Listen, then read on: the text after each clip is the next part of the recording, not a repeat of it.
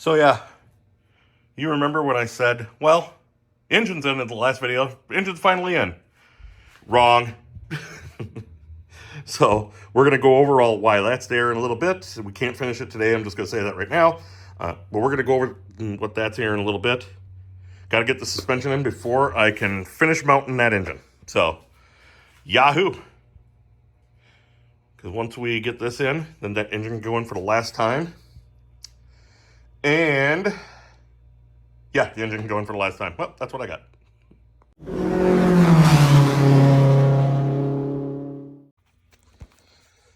Okay. So as you can see, that's not all the way down, and you can see gap. I mean, there's all kinds of issues. I mean, we know that for a fact. What I need to do is and they're going to, because the car is level, set level for the cage. So while it's here, we want to get these back in so I can get the car back down on the ground and go all drag racing and everything like that. But as you can see, we are going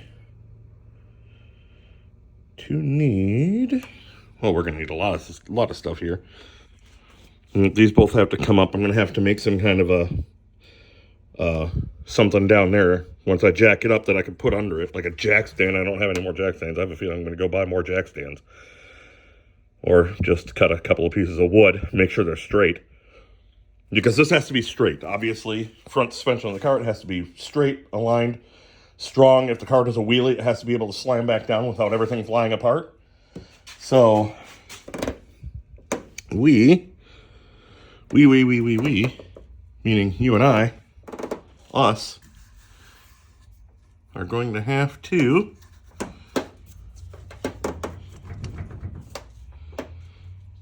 come up with a plate.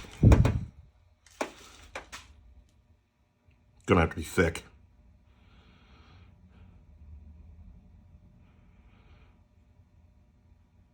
It is gonna have to be thick. I have to use some kind of CAD or something like that. Plenty of free ones out on the web. Come up with a perfect mount, because I still have, when I come apart, I still have their mounts. So not that I'm gonna reuse them.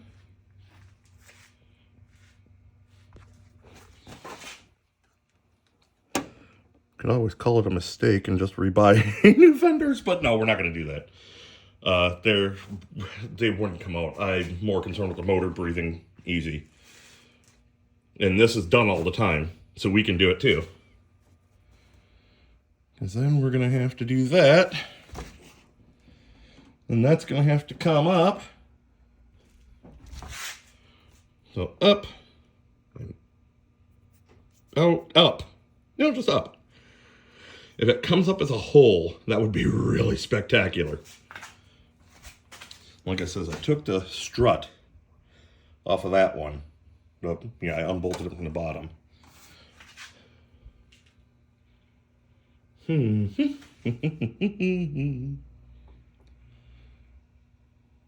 Yeah, we can do...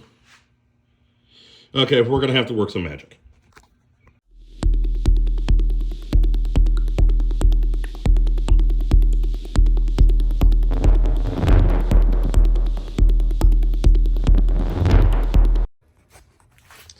Okay, so right now we're at that point. Sorry, I kind of put this on here. Here's my thinking here, because we have to remount the front struts, because we had to take all that fender out, if you remember from ages ago, because I posed like a goon, and you know, hey, yeah, whatever. So I'll get better. Scratch all that. We're not putting that in there. Anyway, so the thought process is that's the original crossover bar, or strut tower bar, sorry.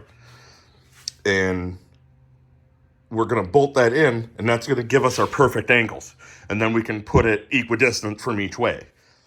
Then we're going to have to, then we have to mount it to the cage, to the front down struts. You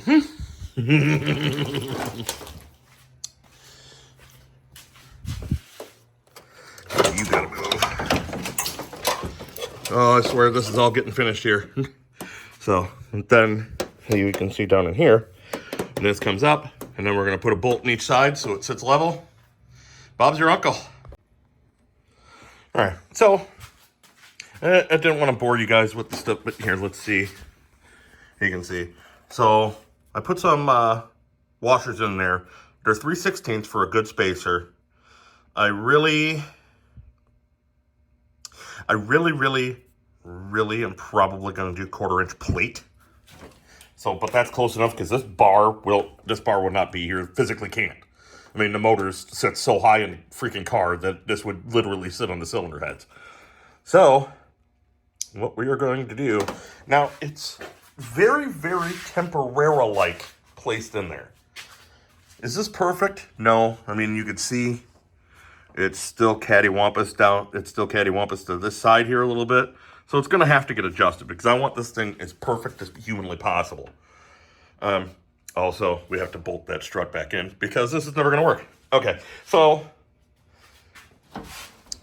basically what we're going to do is we're going to take some 1/8 inch plate. We'll cut it out. Here, can we see here? Let's go over here. Yeah, we'll take some 1/8 inch plate. Here, yeah, there we go. 1/8 inch plate, and we'll cut. Yeah, we'll cut. You can't really see that. We'll cut the piece there, and then make sure all the holes line up. And again, this bar won't be there. And then we'll have the plate come up to here. There'll be one tube straight down because this doesn't move. Double wishbone suspension, so, but it's all part of this top of the strut here. And then we'll take some of this tubing here and weld it right down to the plate, weld it up there. Probably do another one like there. Yeah, sorry. Do another one like from here to there on the plate. So then I'll have one here, you'll have one down here, and then one through here. And yeah, I cannot imagine that's enough. We're gonna have to think of probably something that comes off there to keep it, stable like this. We'll take some of that 1/4 inch plate and we'll, make a couple of triangles go off that. Yeah, it's gonna take a bit of fabbing, but hey, that's what we're here for, right? Hopefully that's what you're here for. Poorly fabricating stuff. Like I said, my biggest worry is if the car wheelies and it slams to the ground, then this all flies apart, and then, well, you get to watch me rebuild the car. We don't want that to happen. Not in the slightest bit. So, that's it. That is what we're going to do. But, here's the plan. I don't have any of the material to make that happen. Actually, I got remnants from the cage, when the cage was put in. I got remnants of all that, but a 1/4 inch plate. No, we're gonna have to call the local metal supplier. I'm gonna even see if I can have them just pay the extra money. I'll get the size they need to be. I can round the corners just so I don't, cut my hand off every time I try and do something. But just we can get, maybe even find them online because those can't be that big. Here, yeah, don't mind that because it's always messy. Why wouldn't it be? How big are we talking here? Woo! Too spicy. So, and because I want space in there, probably 8. So we have a lot of surface area to brace. Yeah. 8x8 would be perfect. That would be absolutely spectacularly perfect. If we just did 8x8 stuff there, and then like I says, we can weld one right down to there, and then weld another brace right down to there from this tubing, and then we'll brace that tubing once it's in level and everything like that. Because right now, like I said, this is very temporary, but right now that sits in where it's supposed to sit in. It's just, it still moves here. Like it still moves back and forth this way, but we're fixing that. So, alrighty. So we're going to shelf this for right now, make us a part list, and there we go. All right, moment out for your regularly scheduled programming for rusty truck things. So I had a line blowout. This is like forever ago, and I've been chasing down this problem ever since. And it's the brakes pulse when you stop. Easy enough fix. New brake rotors, new caliper, or not calipers, but pads, done. Well, yeah, that doesn't seem to be the point for this one, or the rule for this one. So, for this the whole rear end. Because I can feel it when you're going to stop. You can feel it in the butt end of this thing that it's vibrating when you go to stop.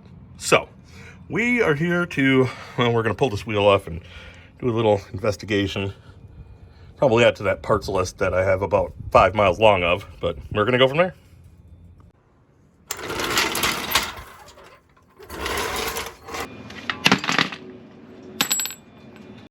See, you can still tell. I mean, they're only a few months old, even though we really didn't have a winter this year, but they are perfectly smooth. You probably can't see. There's lots of brake material, or brake pad material on there yet. I mean, so I think what we'll do is we'll re-grease the pins, spray brake cleaner all over it, because I don't have any brake cleaner. It's getting electric parts cleaner. Same thing. So, well, yeah. I'll just change out these. I hate these so bad. Oh yeah, look at these. So I apparently have never changed this one out. It's that Torx at the bottom. Well, and I have never changed out either. So, well, this isn't looking very good for me, is it? Except, the good thing is they do, you probably can't, I don't know, can you see that? I think you can see that. They don't look uneven to me. I mean, everything looks like it's wearing just fine. Yeah. Okay, so, well, my GoPro didn't get any of what I did, except I really didn't do anything, so I'm not overly butthurt about it, but I'm gonna get one of those Insta360s. So one of the things I did do is I replaced this pin with a wrench head. So socket, no, that's not socket head, that's yeah, whatever. It's an 18mm hex. So replace that, nice new pin. I've heard that before, that if these pins get stuck, and it can make the whole thing shimmy. So, and as you can see, this one is not shiny new, because, here we show you, my Torx head, or my Torx bit, all rounded out. So can you even see that? Yeah, all rounded out. So I had to grind it down a little bit, and it's just not taking any bite in there. So I'm gonna have to find a new T55, I think, and pull that out. That thing is so in there, and you really can't get heat in there because the brake line's right there. So if you're gonna get heat, take the brake line in there, then you're gonna, yeah, you might as well take this whole assembly off and go put it on a bench. I really don't want to do that, but oh, the other thing I was going to show you is you can't, yeah, see, you can't really get anything there. So, see, look, that sucks. So, there you have it. I'm going to have to find a to-do on that one, and then that's it.